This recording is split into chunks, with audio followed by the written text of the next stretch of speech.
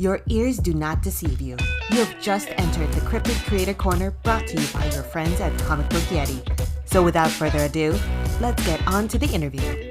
Hello, and welcome to Comic Book Yeti's Cryptid Creator Corner. I am one of your hosts, Jimmy Gasparo, and I feel like this episode has been a long time coming.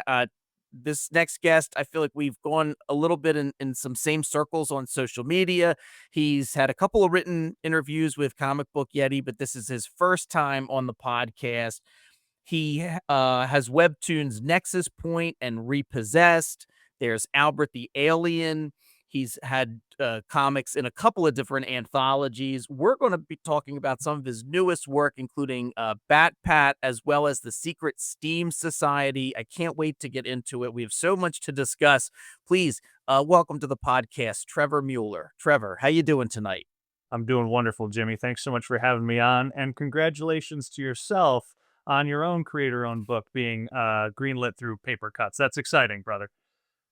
Yeah, it is. Yeah, I'm very excited. So thank you very much. I really appreciate that. I've had a couple of short stories, short comics that I've written, published in anthologies, and I kickstarted an anthology of short comics I had written earlier this year. But my brother told me I can't actually call myself a writer until Penny and the Yeti is published. So I'm like on the cusp. April can't come soon enough. Not that I don't enjoy being a lawyer most days, but yeah, I've really enjoyed the whole writing process with Penny and the Yeti. So thank you. I really appreciate it. But I've, like I said to start, I've seen you. I say I've seen you on social media, but like interacted on social media. I've seen some of the stuff that you've done. And I know you've done a few written interviews with Comic Book Yeti before because you have the Webtoons, like I mentioned, Nexus Point and Repossessed. Repossessed is great, by the way. I love that. Well, thank you. And you've crowdfunded comics, and you have had comics with publishers in the direct market. Now you have Batpat and the two announced Secret S.T.E.A.M Society books, I think Horses and Music, which they're fantastic. I can't wait for listeners to hear about them, especially this episode's going to go out pretty soon after we're recording. So still have some time for your all ages stuff that's out for folks to pick up before the holiday season, because I think Batpat came out in October, right? Yeah, just about in time for Halloween. So a spooky book for the spooky season, but again, it's garnering on the silly side. So both Batpat and Secret S.T.E.A.M Society are licensed books, right? So I don't own them. Batpat's actually an adaptation of a series from Italy called Echo and the Backpack. And it's a international bestseller. Apparently, it's really, really big over in Italy and Spain. And there was an animated series that they did translate over into English. I think it's probably streaming on Amazon Prime, if not YouTube or something like that. But they asked us to basically turn it into a graphic novel series. And I thought it was the cutest thing that I have ever seen. And the concept is very similar to Scooby-Doo, right? Like there's a talking animal, in this case it's a bat, and a group of kids who's their family. And they go out and they solve mysteries. The mysteries that these kids solve involve real monsters, so there's supernatural situations that involve like real werewolves and witches and those types of things, but the monsters in these stories aren't scary. They need our help with something and they don't know how to ask for it. And that hook right there, I thought, really endeared the series to me, because especially at a time when we've got people who think they can kind of do everything on their own, that don't necessarily know or recognize when they need help or how to ask for help when they need it. I thought that was a really sweet element to it, and something that was pretty refreshing, and something that encourages kids to have conversations or to recognize signs in their peers and their friends and their parents and stuff who might need to talk about something, right? And get something off of their chest. So Batpack is an adorable series. I'm really, really proud of that book, and we've got two more in the works right now, and we're in negotiations to see if they want to do any more adaptations for that series. And then Secret S.T.E.A.M Society as well, which we can talk about in a moment. But it's been a fun return to kids comics. Like I started off my career in kids comics, and then I took a break for a bit and was doing stuff for teens and was crowdfunding some books for mature readers. And now I'm back to the kids book. So it's fun. Yeah, so for listeners who don't know, Albert the Alien, is kind of, I guess, really where you started with comics. Albert's an international exchange student, and I mean, very well received comic book that you started in. And it is kind of interesting to kind of the stuff that you've done, and now making your way back to all ages type of comics. Is that anything you had planned, or was it just an opportunity came your way that you thought, oh, I can't pass this up? I couldn't pass it up once I saw what Batpat was about. And again, how it resonated with me and how I thought that it might resonate with readers. So the return to kids comics was a very easy one. I often live my life based on a song written by a woman named Linda Kaplan Fayer. You've probably heard it before. It goes a little something like, "I don't want to grow up. I'm a Toys R Us." Yeah. So I I'm don't very want familiar with that tune. Yeah, I don't want to grow up. I'm very much a kid at heart and a kid in spirit, and I have kids of my own. And so anytime that I get to tell a story that they get to read and enjoy, or with characters that they can identify with or look up to and aspire to be like, is always a good thing. And a lot of the stuff that I've been doing with, Webtoon for a more teen audience, or the mature readers books I did, Los Ojos and Demon City, those are opportunities to stretch muscles, find new audiences, challenge myself as a writer to see if I could tell a more layered and nuanced story for a more sophisticated reader. And then again, the chance to go back to kids comics is just a breath of fresh air. It's fun. It keeps me on my toes. I call it weaponizing my ADD. So it, I'm at any given time writing 6 or 7 different series. Wow. That's amazing to be able to stretch, your muscles like that, to kind of like do all those different things. I mean, I think all ages books are particularly challenging, only because I think maybe this is just a me problem, but I've seen it before because I've with my kids I read a lot of graphic novels, and kids, I think sometimes, we do this as parents too. Our kids absorb a lot more and understand a lot more than we ever give them credit for, and I think sometimes uh, certain writers, there's a real danger of not really appreciating that. You don't ever want to talk down to, an all ages audience. You don't want to make things too simple for fear of kids not understanding or the material being too difficult. But the stuff that you've done, so far, and Batpat, and what I've seen of the Secret S.T.E.A.M Society, it really is kind of like pitch perfect for being fun and engaging. You're working with like really interesting artists and collaborators because everything is bright and fun. And Batpat's also really funny, and it's like it's tough to make a good kids book that's also funny without being corny, or that like right level of corny, I guess, is maybe a way to put it. Yeah, with Batpat, we had some flexibility in there since it is an adaptation to kind of update or localize some of the jokes a bit. We kept a few things in there because they were kind of random, and I don't know if it was just like a cultural thing or a translation thing or what was going on. But I was like, this is very random and therefore very funny, so I'm going to keep it in there.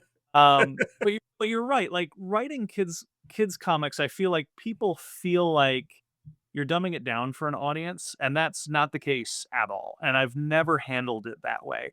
It's more so you are just not showing mature content, but you can still have mature themes in there. Albert the Alien has a lot of themes in there around peer pressure, around bullying, and not just coming from peers, but also coming from adults.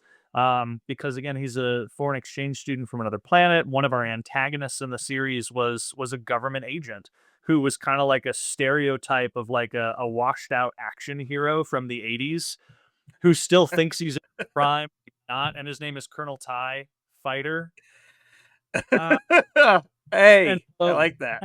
and Colonel TIE Fighter is convinced that Albert is here as an invader, not as a student. And therefore, he's going to unleash some alien weapon at any given time. And he was this antagonist that was really, really fun to write because he's so over the top and so goofy and so thinks that he's in the right, even though we as the reader clearly know that he's not. And kids pick up on that. They pick up on the subtleties, they pick up on the nuances, and they pick up on the emotional elements that are pivotal to the story and the character arcs.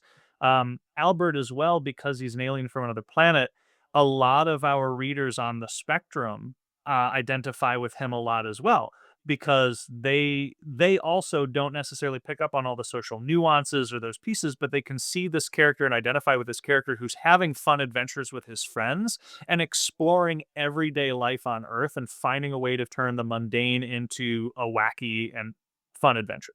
And that was always the intention behind Albert. We've never tried to talk down to our audience. We've always tried to talk at their same level and have stories and situations that they can relate to.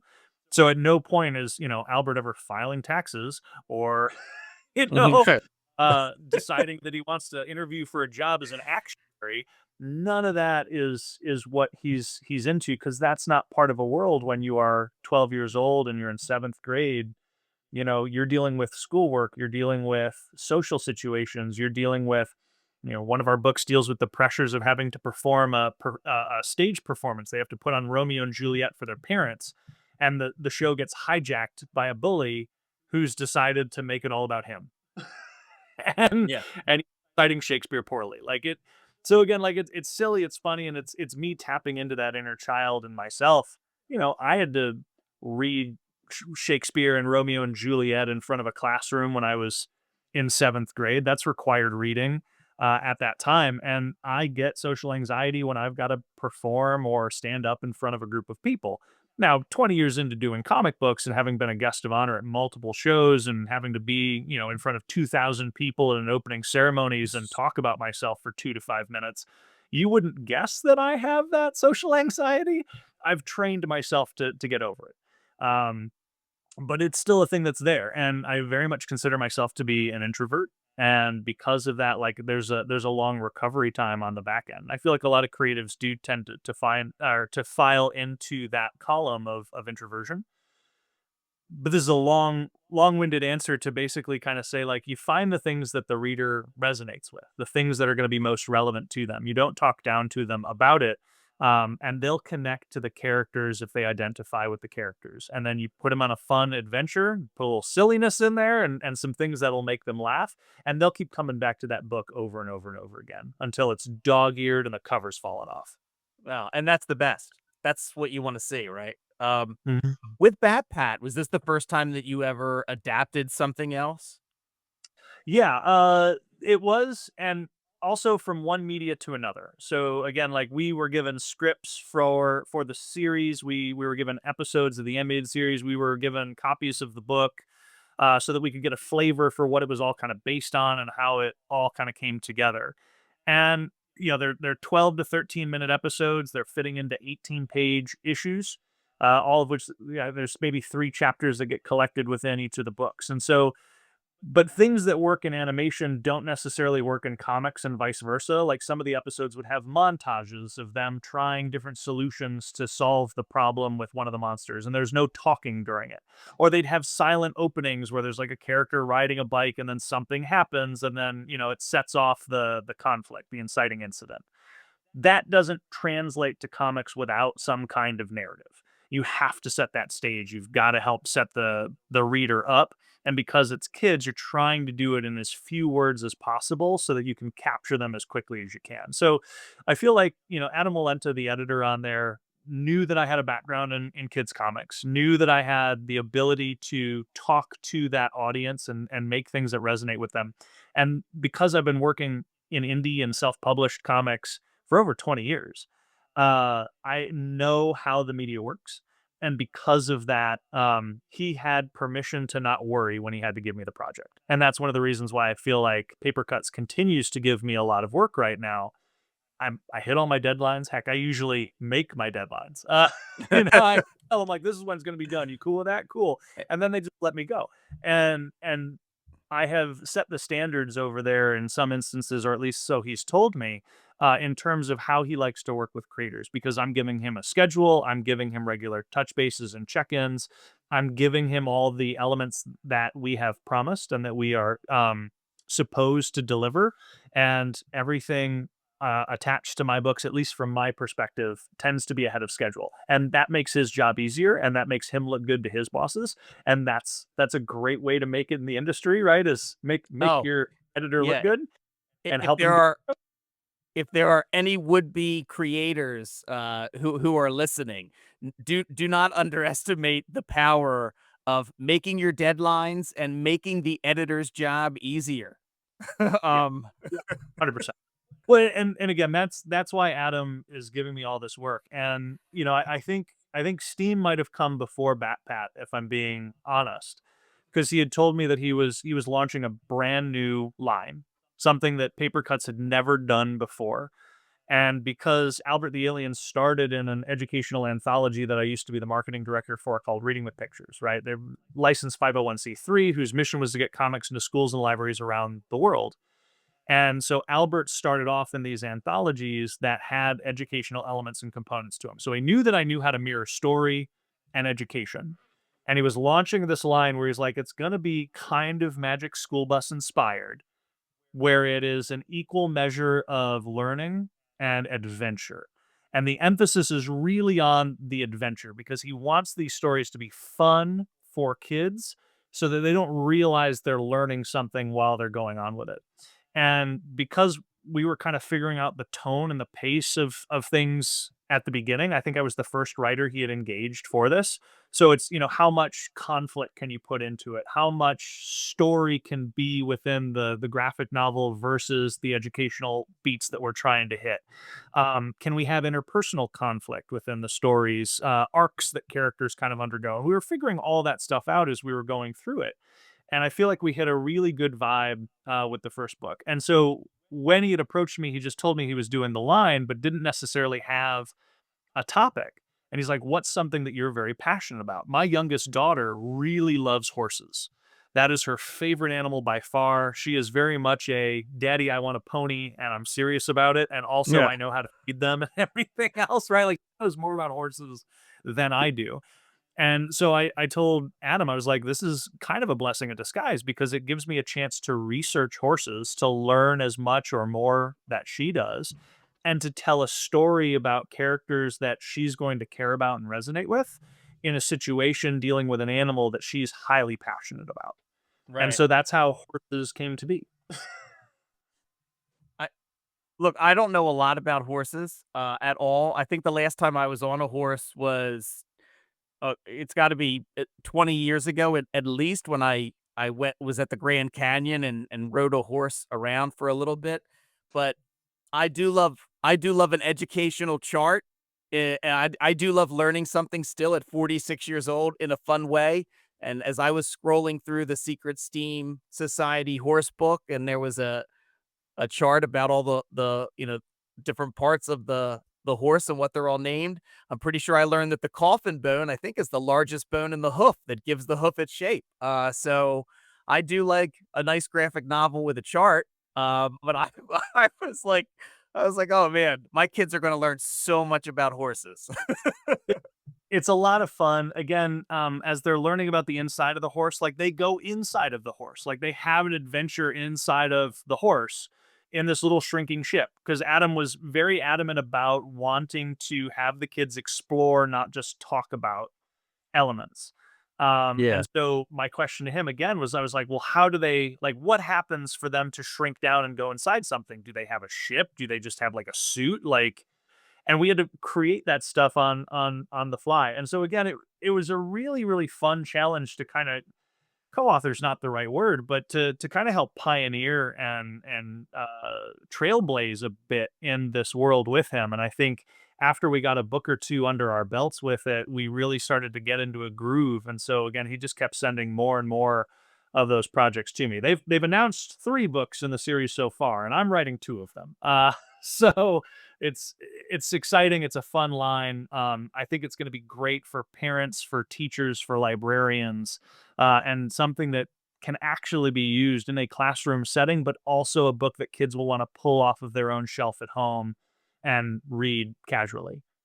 Yeah, yeah, I don't wanna misconstrue any or lead listeners, astray in my excitement over the horse chart, but I mean, it again, the artwork is a lot of fun. The story itself is a lot of fun. Like, it is a book that I think, like, especially my youngest, Penny, who's 8, I think she would, you know it would be the type of graphic novel that she would gravitate towards and really love.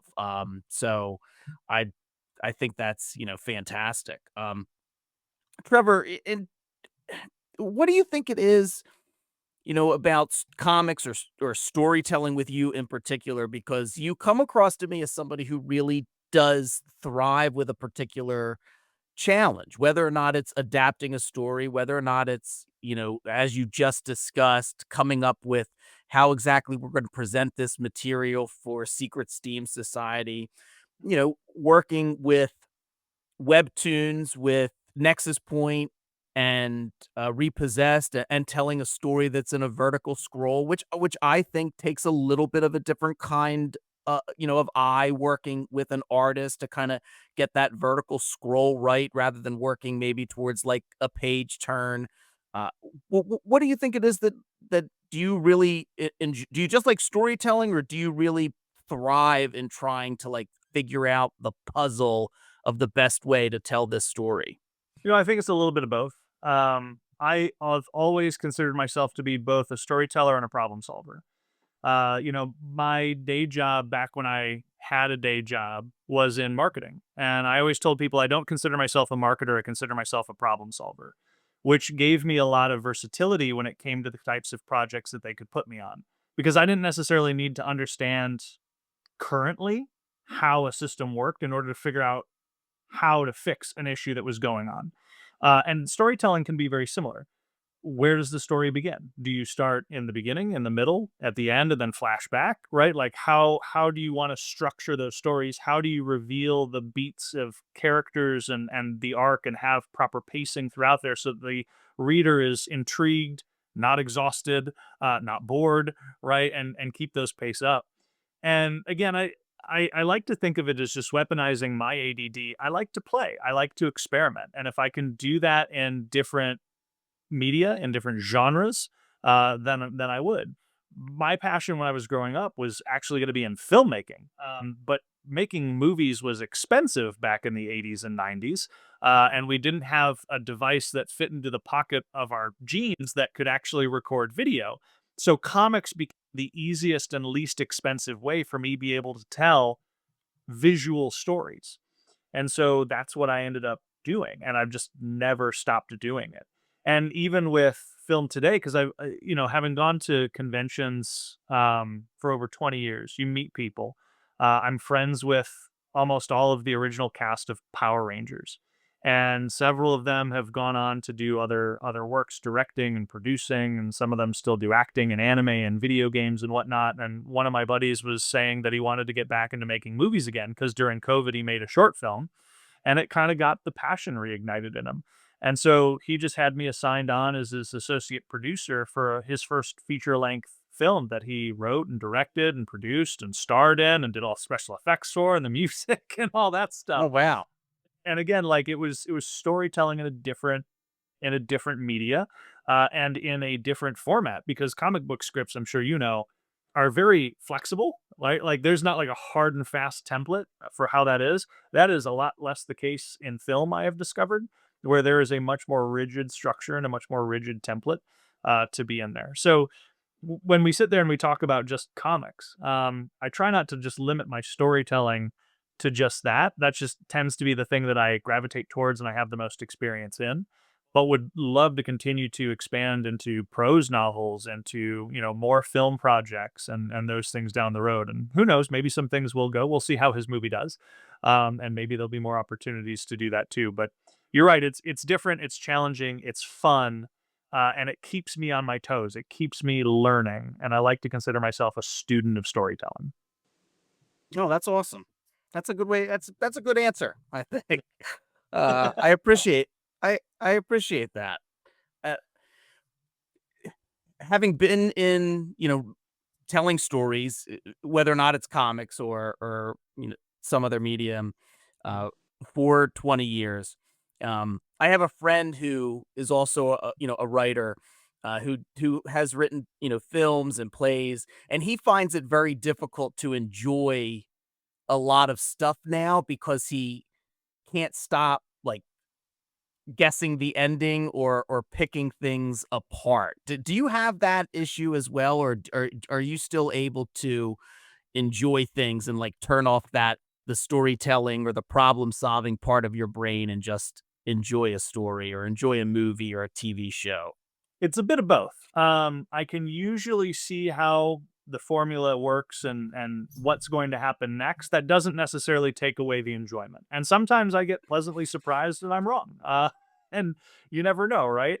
I mean, I just finished watching the third Knives Out movie, and like I could tell probably 10 to 15 minutes into the movie who done it. Didn't know why, didn't know how. So there was still an element of mystery and enjoyment to unpacking the mystery. And also I could have been wrong, right? And there are times where I'll sit there and I'll look at my wife and I'll be like, I think I know who did it. And she'll be like, don't tell me. And Yeah. then we'll watch the thing and I'll be like, nope, I was wrong. It happens. Yeah. Uh, but I don't think that the ability to recognize structure, to recognize patterns in storytelling is necessarily a thing that takes away from the enjoyment. And then there are some things that I will just let myself turn my brain off and kind of watch it. I got really hardcore into The Pit on HBO Max, and I'm really excited for season 2 in January. It's a medical drama. I'm not a medical drama kind of guy, but the way that they do character in their show was so fascinating to me. And again, very visual. It was a lot of show don't tell. And they really used film to an effective degree in a way that I haven't seen done in a while, and certainly not in a medical drama. And so I really, really enjoyed that series. And I'll go back and rewatch stuff that I already know how stuff goes and whatnot, because sometimes I want to be reminded on why did it make me feel a certain way, or why did certain characters or certain scenes stick out in my head, because I might recognize that they stick out. I don't necessarily always recognize why. And so as I'm continued to learning, or as I continue to learn about new techniques in storytelling and new ways to kind of adapt things from film to comics to other media, I'll go back and I'll rewatch and I'll notice things before that I never noticed the first 7 times that I watched a thing either. And again, I think that that constant process of learning and that constant enjoyment of being able to apply something new to something that you've seen before or something that you're watching for the first time continues to give new reverence for it and gives you reasons to go back and re-experience things that you've already experienced before. It's interesting you say that. I have a difficult time going back and watching something I've seen already, unless it's a comedy. Comedies I can do that with. Other types of dramas or suspenseful shows, I have a difficult time. But you can correct me if I'm wrong, but there was something on social media not that long ago, like name a movie that you've seen more than 6 times or something, Mhm. and I thought you had a very interesting choice if I'm thinking correctly, that yours was Memento, Yep. and I thought like, because I feel like that's one where the first time I saw it, I don't know if I've ever watched it a second time, but, multiple viewings, I was just curious, like, are you still is it just that you really loved it, you really love the Guy Pearce or Christopher Nolan, or was it you're still picking up stuff about how that story is told in the What rewatch? What's interesting to me about that story is it's a very simple tale told in a way that keeps you on the edge of your seat and constantly guessing because of the editing and the order in which it's told. So it allows you to experience the film a bit like the character experiences the world, because he wakes up in a diner and he's looking down at like a picture in his hand and he doesn't know where he is. He doesn't know why he's there. And then somebody sits down and starts talking to him because they just got back from the bathroom or something. And he has to play along like he knows what's happening. And I'm like, that's fascinating. And they've made cuts of that movie where you can watch it in order. And I did that once. And I'm like, this does not have the same effect. This is not as interesting of a movie when it doesn't have that element working for it. Um, and so I really enjoy that movie from a discovery standpoint, and that want and desire to keep your audience guessing as to what's going on. I recently rewatched Pirates of the Caribbean, the Disney movie, because my kids had never seen it. And I was like, all right, the first 10, 15 minutes of this movie before they see zombie pirates is probably pretty okay. And so we did that. And there's a lot of questions and mystery in that movie as well that, again, are mostly displayed kind of visually. The first time Jack Sparrow shows up, he is on a sinking ship, right? Yeah. And he's like Yeah. coasting into this port, and then he's acting funny around the soldiers and the guards that are there. And then when he ends up running into Will Turner and they have their battle, and he pulls out his pistol and he aims it at him and he's like, move aside. And he's like, no. And he's like, please, this shot is not meant for you. And then he gets clubbed over the head. And so you as an audience, again, are on the edge of your seat, like, well, who's that shot for? And what is he doing in Port Royal? And how did he get there in the first place with a sinking ship? And I like that element of storytelling. And I feel like a lot of modern cinema tends to miss that, is that enjoyment and that thrill of trying to understand what comes next. And you're right, like there can be a component there where if you're rewatching it multiple times in a short time span, it's less enjoyable because that thrill's no longer there. You already know what's coming. But I hadn't watched Pirates of the Caribbean in 20 years, right? Like, Yeah. like it was time for a rewatch at that point. And so that thrill was there again. And so I feel like it's not necessarily that I can't go back and rewatch a movie and still enjoy it in that way that you're describing. I think it's just a matter of time, right? How much time elapses between the last time I watched it and the time that I'm watching it next. And same thing with storytelling. I mean, you can see the plethora of graphic novels that I've got behind me here, and I'll go back and I'll reread them all the time. Uh, but not necessarily like every year, not necessarily every 2 years, but every now and then I'll be like, "You know what? Crisis on Infinite Earths. It's time to crack that open again. Kingdom Come. Gotta give that a reread. Need to appreciate a couple of panels in there. Alex Ross is great and Mark Wade's a genius." Like, you know, Yeah. uh, and and I love that ability to kind of rediscover. Again, it's almost like putting nostalgia goggles isn't the right term because I feel like that has a negative stigma attached to it, but it's like allowing yourself to be that kid again, and go back and re-experience that stuff too. Yeah. No, that's awesome. I noticed my brother and I every year go to Baltimore Comic Con. I know you were at Baltimore, this past year. I think you've gone there before, and I was bummed because I was hoping to get by to like actually talk to you. I think I like waved hello at one point, and I never had made it back there. And you've Mhm. been going to conventions for years, and I wanted to ask in terms of your convention experience because you have written for teens. You do have your very popular webtoons. You have written stuff in terms of that you've crowdfunded that are more mature and kids. Like, what is your convention experience like? Do you get all manner of folks, and how do you navigate between? All right, I have my teen section here. I have my kids all ages section here. Yeah, and in particular, like, how is Baltimore as a show for you? I love Baltimore. I have been going to Baltimore. So when we were talking about Albert the Alien, early on when it came out, got nominated for 2 Harvey Awards back when those were hosted from Baltimore Comic Con. Now they host the Ringos. But that's Yeah. how I got introduced to the showrunners and the people that run the show. So I was invited there as an award nominee, which was again very humbling and a gracious experience.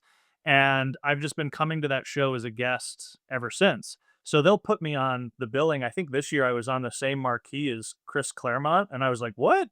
Did they just put like all the bald guys together?" And they were like, "That's the thing because I don't have the body of work under my belt that guy has. Um, Wouldn't never that be funny if that's how they did it? It's like, wait, it's Chris Claremont, Trevor Mueller, Arthur Adams. Yeah. But I have been very, very lucky and very blessed in my time as conventions because I started off going to conventions as a guest of honor.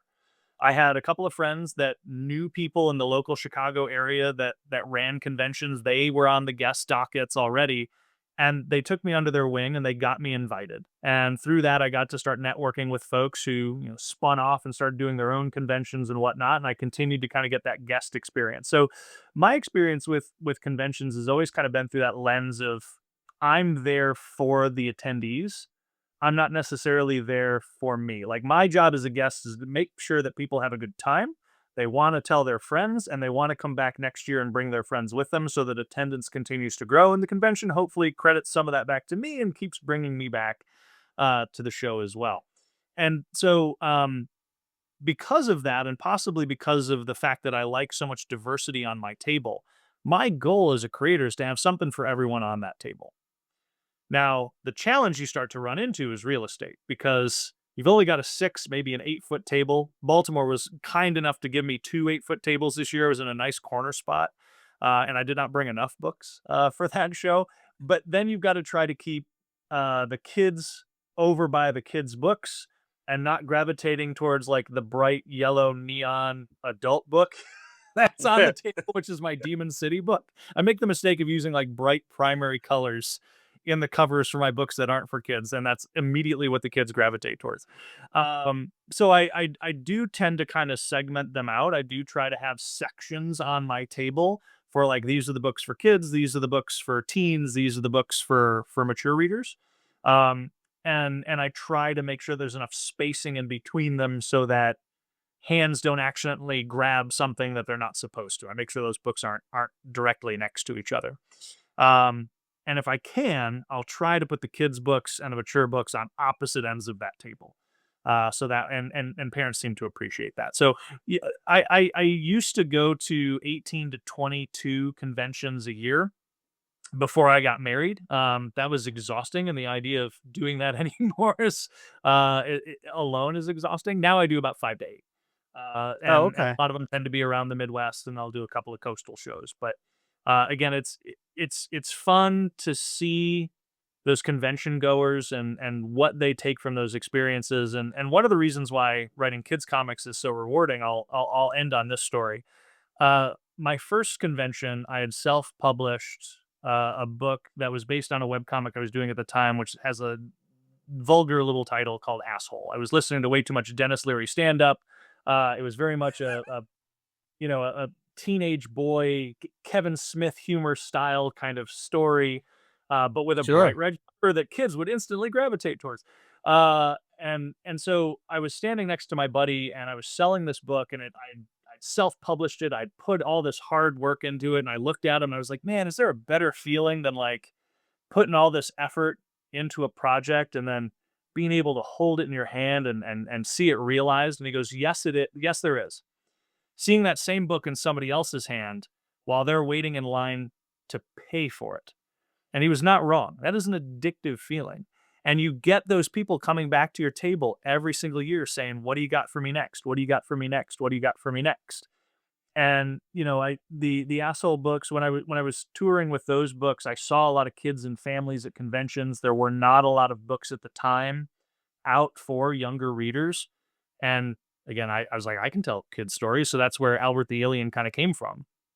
And I got to a point to where I was so focused and so fixated on Albert for many years. I think we worked on that book for maybe 4 or 5 years. Um, and our audience started to age. We had kids that started with us that were 10, they were now 15. And they came back and they said, well, what do you got for me that's next? And also I'm a little too old for Albert. And I didn't have anything. And I didn't like that feeling. And Yeah. so that was why I was like, well, what are teens reading right now? What are teens interested in? What can I do? And what's the difference between what I've been doing for young readers and what I can do for teens? And through research found that Webtoon was like the big platform that teens were on. And I was like, well, now I got to get on Webtoon. And now that's a different format because now I'm doing a vertical scroll comic instead of a page turn, print book. And I kept doing all those things. And then now I've been doing this for so long that I've had audiences that started with me on Albert the Alien, young kids, who now have kids of their own. And they came back and they're like, well, what do you got for my kids? Great, I'll take some of those. And now what do you got for me? Because I'm in my 30s or I'm in my 40s. And I was like, well, let's try making something R-rated. And so that's really kind of how the evolution of my career has gone. And I'm a huge advocate for self-publishing. My creed is that it's never been harder to be published. It's never been easier to make a comic book, and there's nothing that should be stopping you from telling the story that you want to tell. And I'm the kind of person that I will pitch out the stories that I want to tell to publishers and to editors. And if they say no, I'll just make it myself.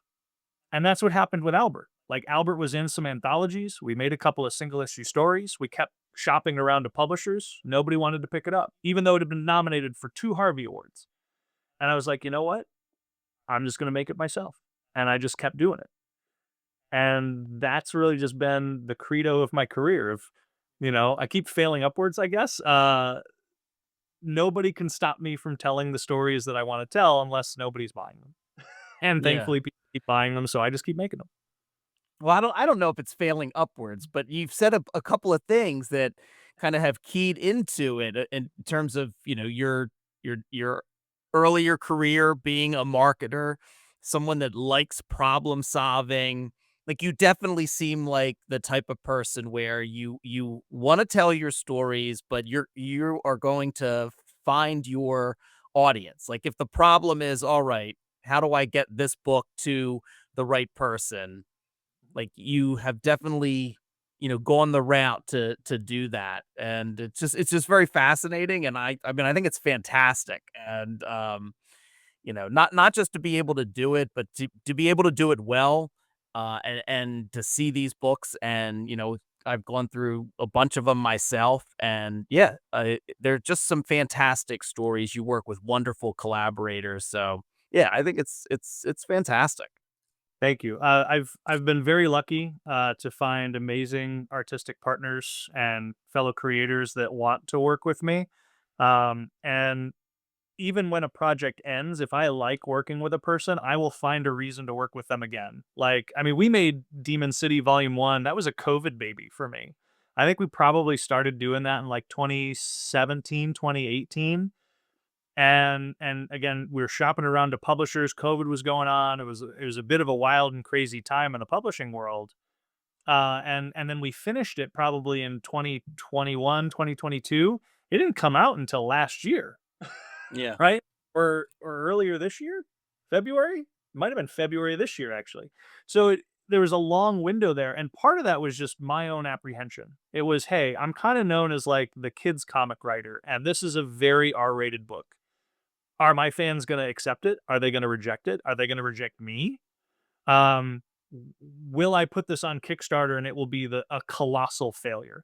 And it was a lot of that self-doubt that was holding me back. And eventually I did Los Ojos on Zoop because I was very apprehensive about going back to crowdfunding. And Zoop's big selling point was, if you pay us an extra percentage, we'll do it all for you. We'll do the marketing, we'll do the printing, we'll do the fulfillment, we'll do all that stuff for you. And I was like, all right, if somebody else can do that, and all I got to do is make the book, then we'll do that. And they did a phenomenal job of connecting me with people like yourself and other websites, podcasts, to talk about indie comics. And I was brought kind of back into this subcategory of indie comics community that I'd probably been tentatively aware of and was following a handful of people, but hadn't been like a huge active participant in. And so the going back into that community and seeing what the other creators were working on and seeing how much their passion drives them and how they can feed off of each other's energy and share ideas in an open environment. There's a saying that I see happen a lot in artist alleys at conventions where, if somebody buys something from somebody else, they feel like they stole that sale from them. And I'm like, that's not the case at all. Like, it's very much a community, not a competition. And if they bought something from somebody else, it just means that they had something that that audience really, really wanted. And that's opportunity, right? That's not taking away from you. That's an opportunity for you to figure out what that is. And if you want to mimic it, if you want to get that audience back, then figure out how you turn that into something that you own and you control, something that's in your voice or in your style. And again, that I feel like is empowering and inspiring and encouraging. At least that's what I take away from it. And so again, being able to come back into that indie comics community and be embraced by it as somebody who's been doing comics for 20 years, uh, again, was reinvigorating and gave me confidence. And that's when I was basically like, all right, 2 months later, I was like, you know what? Demon City's ready to go. Let's just pull the trigger. Let's just do it. I've got that momentum behind me. The wind is in the sails, and now I'm ready to keep going. And now we're working on volume 2. Yeah, that's awesome. Can you just real quick, because I love the concept of Demon City. Can you just tell listeners the kind of log line or elevator pitch, however you want to do it, at Demon City? Sure. Demon City is kind of like Bad Boys meets Hellboy. It is a post-apocalyptic murder mystery buddy cop story that literally takes place after the biblical apocalypse. Demons from hell for 30 minutes spew up into Earth, and then all of a sudden it stops, and now they're stuck here. It's a premature apocalypse. I'm told it happens to everybody. And the main story takes place 3 years after that event. It's called End of Days. The 3 years after that event, the first demon detective has just caught his first case, which is the last homicide that will ever happen because someone has just murdered death, and now no one else can die. I love it. I mean, that's so good. Yeah. So we're working on the sequel right now, which does not have as pithy of a pitch for it right now. But the idea behind it is, how do you solve a murder with no body, no evidence, no crime scene, no weapon? There's nothing there, but somebody died. Oh, that's fantastic. Yeah, trying to keep the supernatural mystery of it going. Because again, I'm a big fan of buddy cop stories. I love Lethal Weapon, Die Hard, Bad Boys, Alien Nation from back in the day. Actually, like, Oh, of all, yeah. yeah, Raheem S. O'Brien. Both the series and the movie. And I was going to say both the movie and the because the movie was what, James Caan and Mandy Patinkin? Am I insane? Yep. No, Mandy Patinkin. Yep.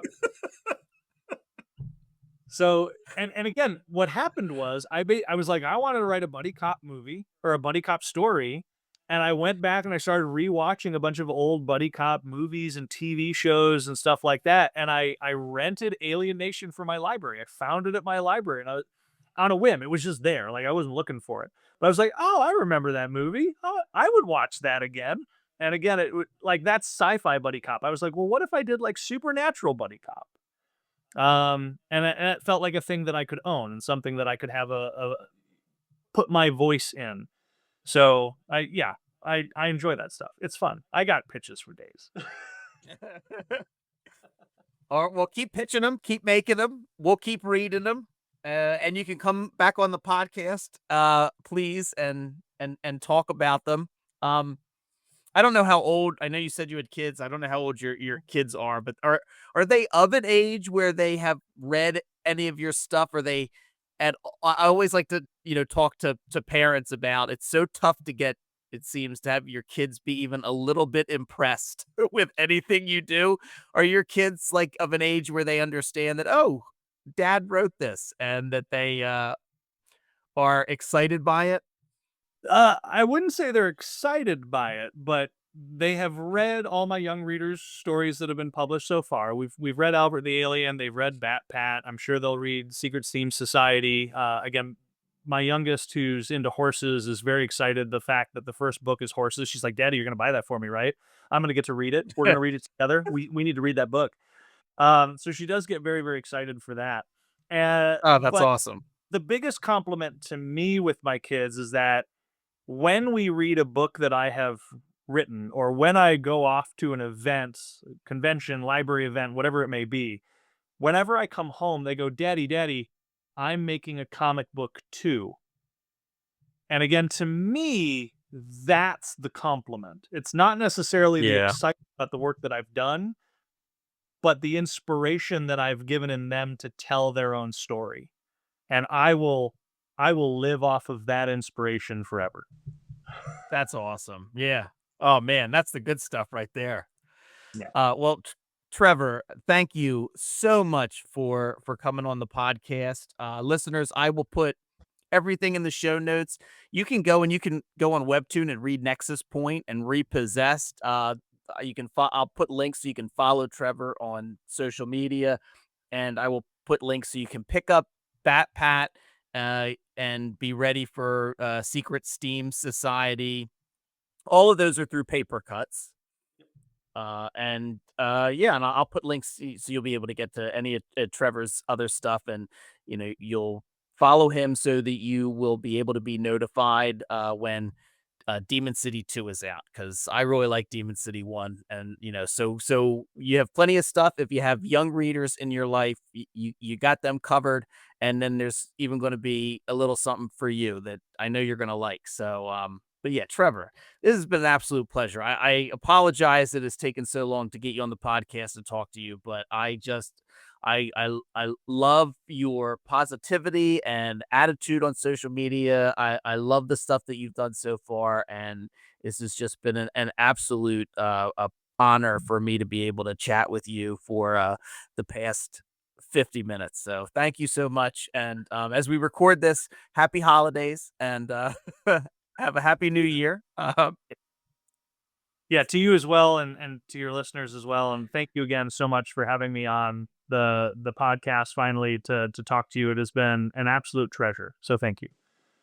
Well, I really appreciate that. And yet, listeners, rate, review us, do all the fun things they tell you to do.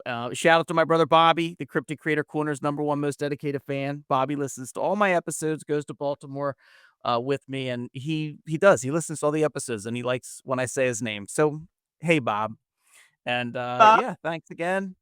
Oh, there you go. You got a greeting from Trevor too. All right. So yeah, thank you so much, listeners, for listening, and good night. I'll see you next time.